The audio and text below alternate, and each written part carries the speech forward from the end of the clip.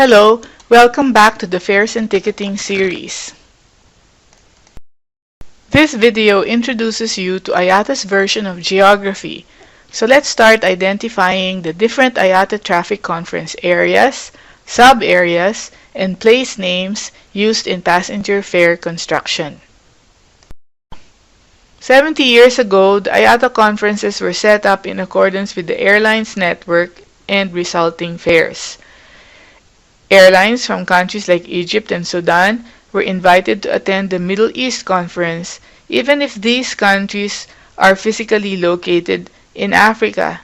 This is because many of their flights and fares are tied to the Middle East commercial market.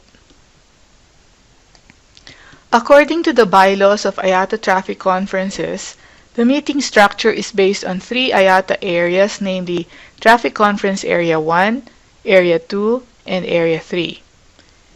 TC1 or Area 1 covers all of the North and South American continents and the islands adjacent thereto.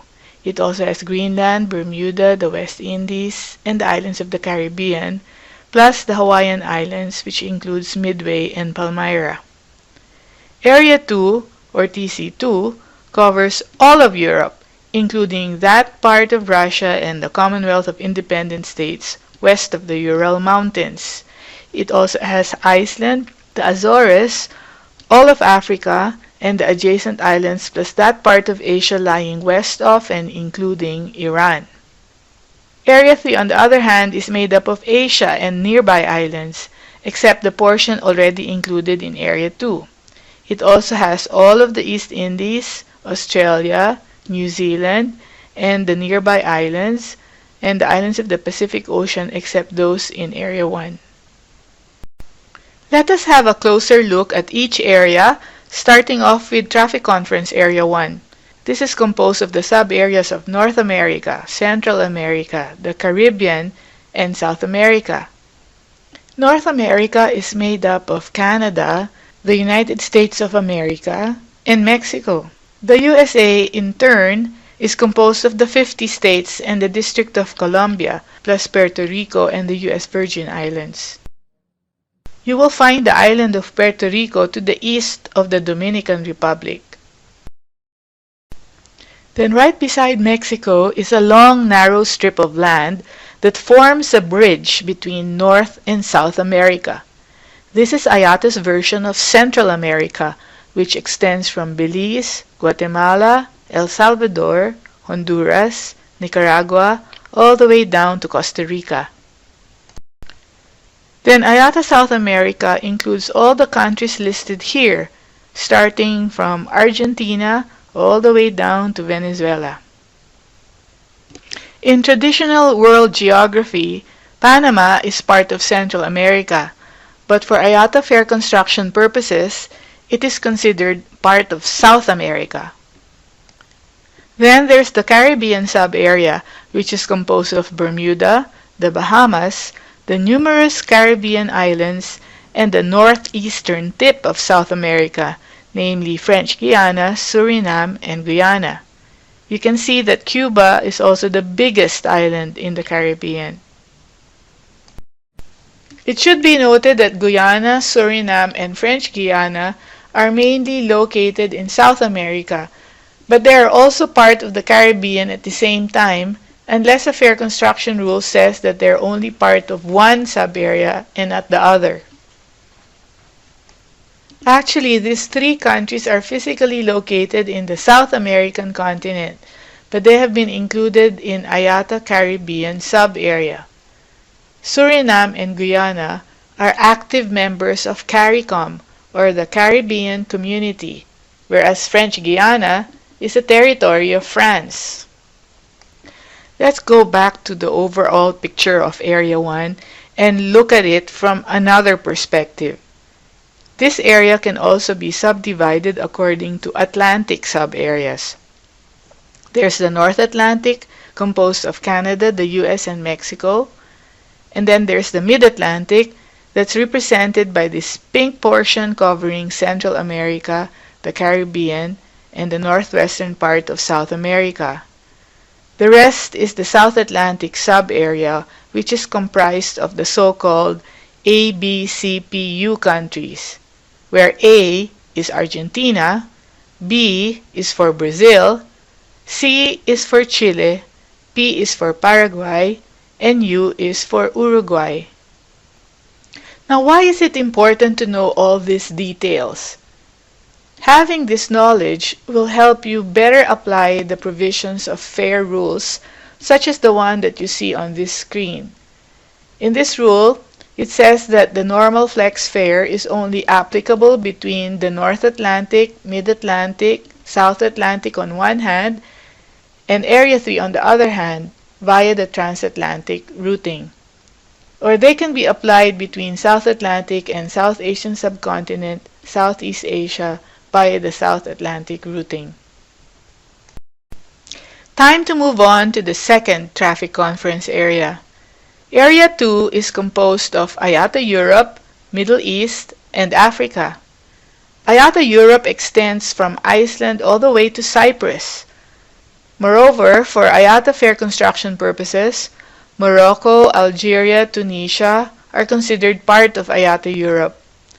These three countries are physically part of the African continent, but because most of their flights are going to Europe, the carriers of these countries have historically participated in the IATA European Tariff Conference. There's also a portion of Western Asia that is included in IATA Europe, such as Turkey, Georgia, Armenia, and Azerbaijan. On this map, you can see Georgia, Armenia, and Azerbaijan highlighted. These countries were formerly part of the Soviet Union.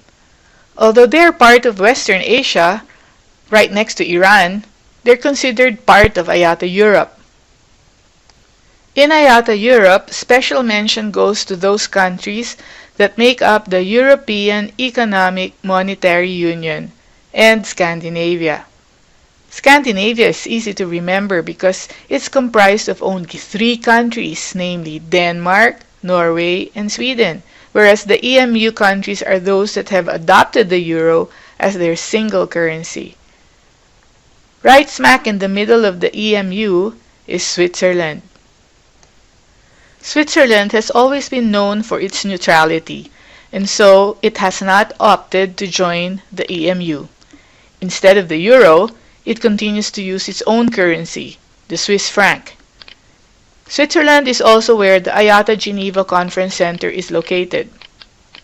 Here's a quick look at the IATA building, which is right next to the Geneva airport. Let's move on and have a look at another sub-area of Area 2, the Middle East. IATA's version of the Middle East also includes Egypt, Sudan, and South Sudan, which are actually located in the African continent. If we scrutinize this map, you see that the Red Sea narrows upwards to the Suez Canal, effectively separating Egypt, Sudan, and South Sudan from the rest of the Middle East. But which country is relatively the newest and more recent addition to this sub-area? If you said South Sudan, then you got that right. Having seen what the Middle East looks like, let's have a look at IATA Africa. Africa is composed of a number of regions such as Central and Eastern Africa. It also has the Indian Ocean Islands, Libya, Southern Africa, and Western Africa. Take note that Libya is considered part of IATA Africa and not the Middle East. It's also interesting to see that the largest island in Africa is Madagascar, which is part of the Indian Ocean Islands. For a list of countries that compose each region in IATA Africa, consult your copy of the Passenger Fare Construction Toolkit. Finally, there's Area 3, which is composed of Southeast Asia, South Asian subcontinent, Japan, Korea, and Southwest Pacific.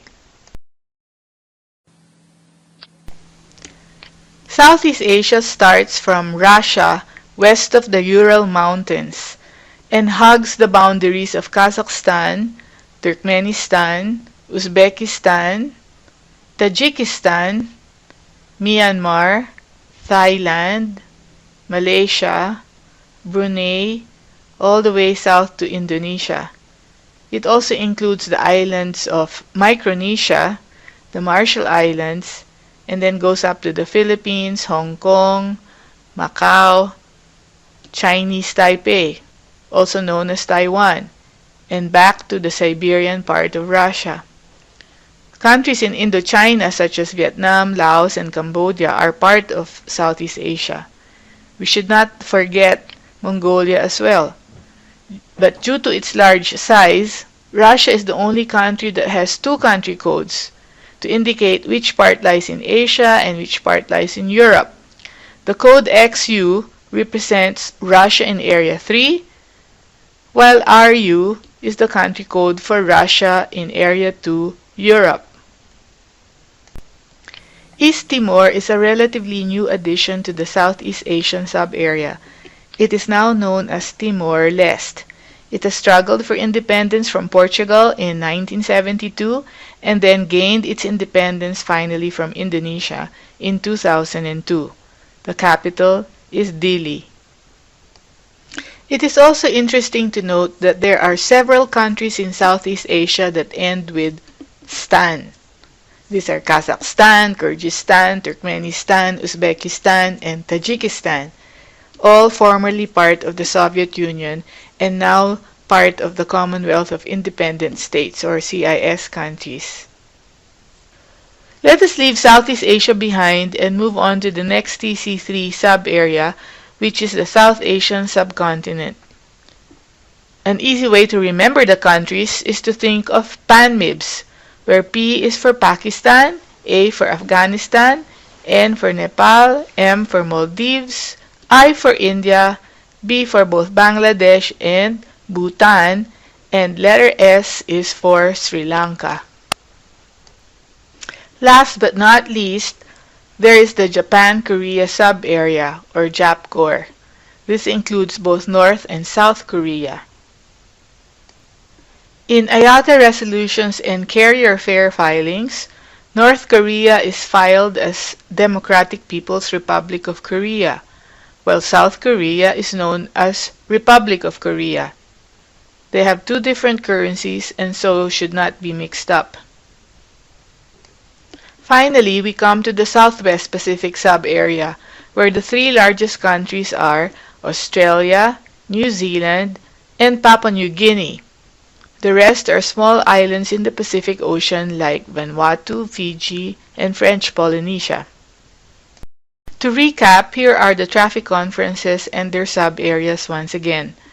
The primary sub-area classification for Area 1 is North, Central, and South America, plus the Caribbean, while the secondary classification is by North Atlantic, Mid-Atlantic, and South Atlantic sub-areas. Meanwhile, Area 2 is divided into Europe, Middle East, and Africa sub-areas. Area 3 has Southeast Asia, South Asian subcontinent, Japan, Korea, and Southwest Pacific. You may also encounter the term North Central Pacific, which is any part of Area 3 except the Southwest Pacific. An example is Hong Kong, which is not only part of Southeast Asia, but also a part of the North Central Pacific sub-area. In conclusion, it can be said that IATA has divided the world into its own version of areas and sub-areas for the purpose of airfare pricing, ticketing, and even cargo. To practice locating countries and cities, use the interactive maps that are freely available online. This is a great way to learn geography and have fun at the same time. There is Bing Map by Microsoft, then there's Google Earth and Google Map. You can even consult a hard copy atlas if you still have one. Most importantly, don't forget to complete the online IATA Geography activities in your Canvas account. Thanks for watching!